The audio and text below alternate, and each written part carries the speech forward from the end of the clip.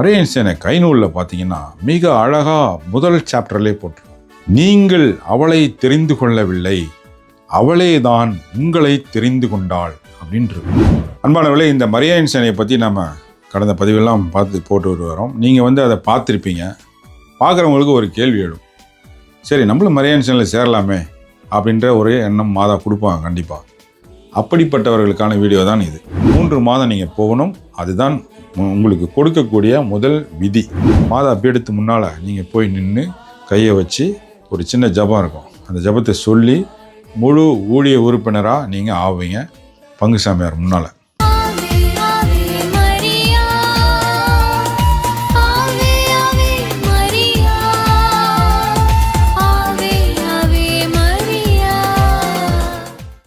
மரியாயே வாழ்க.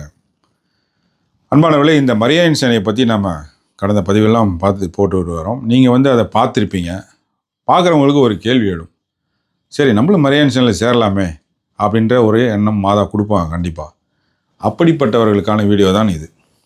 சரி, சேனையில் சேரணும்னு முடிவு எடுக்கிறோம், என்ன செய்கிறது, யாரை பார்க்குறது, எப்படி போய் சேர்றது, இதெல்லாம் கேள்வி வரும் இல்லைங்களா? அதற்குண்டான விடை என்னென்னா, நீங்கள் முதல்ல உங்கள் பங்கில் இருக்கிற உங்கள் பங்கு தந்தையை போய் நீங்கள் முதல்ல அணுகுங்க. ஃபாதர், நான் இந்த மாதிரி மரியன்சனில் சேரணும்னு ஆசையாக இருக்கேன் அப்படின்னு நீங்கள் சொல்லிட்டீங்கன்னா போதும். அவர் என்ன பண்ணுவாருன்னா, நீங்கள் போங்க, மரியன்சன் இருக்குது, அவங்க தலைவர் இருப்பாங்க, நீங்கள் போய் பாருங்கள் அப்படின்ட்டு அவங்க நம்பரை கொடுத்தோ அல்லது ஆளை காமிச்சோ விடுவார். நீங்கள் செய்ய வேண்டியது அதுதான் வேலை. இப்போ போயிட்டீங்க, சரி புதுசாக நீங்கள் சேர்ந்துட்டீங்க. உங்களுக்கு மரியன்சனில் அது ஜபமாலை வேண்டுவாங்க, அப்புறம் உட்காந்து பேசுவாங்க, சேவை அறிக்கைலாம் விவாதிப்பாங்க, அப்புறம் கைநூலில் இருந்தெல்லாம் விவாதித்து ஒருத்தர் கருத்து பரிமாற்றம்லாம் நடக்கும், கூட்டம்லாம் முடியும். ஒரு அதிகபட்சம் ஒரு மணி நேரம் நடக்கும் மரியன்சனை, அவ்வளோதான். சரி, நான் என்ன செய்கிறது அப்படின்னு நீங்கள் கேட்பீங்க இல்லையா? நீங்கள் செய்ய வேண்டியது என்னென்னா, கூட்டத்துக்கு போயிட்டீங்க. நீங்கள் கூட்டத்துக்கு போனது தான் உங்கள் வாழ்க்கையில் மிகப்பெரிய புதுமை. ஏன்னா எனக்கு அப்படி தான் நடந்துச்சு. மரியன்சனையில் போய் நீங்கள் சேர்றதுங்கிறது சாதாரணமான விஷயமே இல்லை. இது நீங்களாக போய் அல்லது பங்கு சாமியார் சொல்லி அல்லது உங்கள் நண்பர்கள் சொல்லி அல்லது இந்த வீடியோவை பார்த்து கூட நீங்கள் போய் சேர்ந்ததோ இல்லவே இல்லை. மரியன்சனை கைநூலில் பார்த்தீங்கன்னா மிக அழகாக முதல் சாப்டர்லேயே போட்டிருக்கோம். நீங்கள் அவளை தெரிந்து கொள்ளவில்லை, அவளே தான் உங்களை தெரிந்து கொண்டாள் அப்படின்னு இருக்கும். மரியன்சனை நாம் போய் விரும்பி தேர்ந்தெடுத்து போகலை.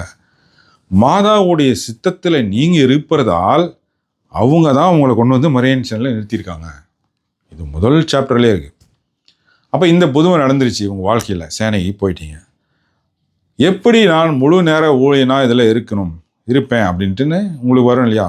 அதுக்கு என்னென்னா, மரியன்சனுடைய விதி நூல் என்ன, கைநூல் சொல்கிற விதி என்னென்னா, 13 வாரங்கள், அதாவது 3 மாதம் நீங்கள் தொடர்ச்சியாக கூட்டத்துக்கு போகணும், மரியன்சனைக்கு போகணும். போயிட்டு அங்கே நீங்கள் கூட்டத்தில் மரியன்சனையில் கலந்துக்கணும். அப்பயே உங்களுக்கு தெரிஞ்சிடும் நீங்கள் அதில் ஆர்வமாக இருக்கிறீங்களா, இல்லை இது வேணாம் எனக்கு பிடிக்கல அப்படின்ட்டு போயிடுவீங்களா அப்படின்ட்டு நீங்கள் முடிவு பண்ணிடுவீங்க. 100க்கு 100% பிடிக்காமல் யாரும் போனதா இல்லை.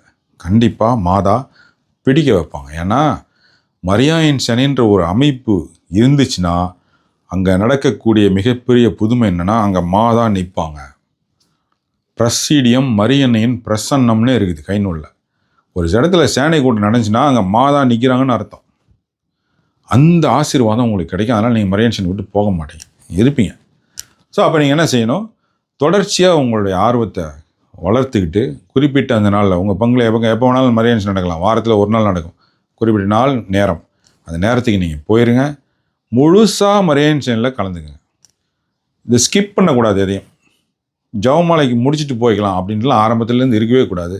ஆரம்ப ஜபத்துலேருந்து கடைசி வரை, முடிவு வரை நீங்கள் அந்த ஜபத்தில் அந்த கூட்டம் முழுசும் நீங்கள் பங்கேற்கிற மாதிரி போங்க. முழு ஆசீர்வாதம் கிடைக்கும்.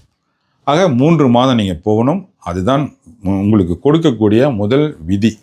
அந்த 3 மாத பீரியடை நீங்கள் கம்ப்ளீட் பண்ணிட்டீங்கன்னா அதுக்கு ஒரு சடங்கு நடக்கும். நீங்கள் ஊழிய உறுப்பினராக ஆகிறதுக்கு மாதா பீடத்து முன்னால் நீங்கள் போய் நின்று கையை வச்சு ஒரு சின்ன ஜபம் இருக்கும், அந்த ஜபத்தை சொல்லி முழு ஊழிய உறுப்பினராக நீங்கள் ஆவீங்க பங்கு சாமியார் முன்னால். ரொம்ப அழகான சடங்குகள் ஜபங்கள்லாம் இருக்கும்.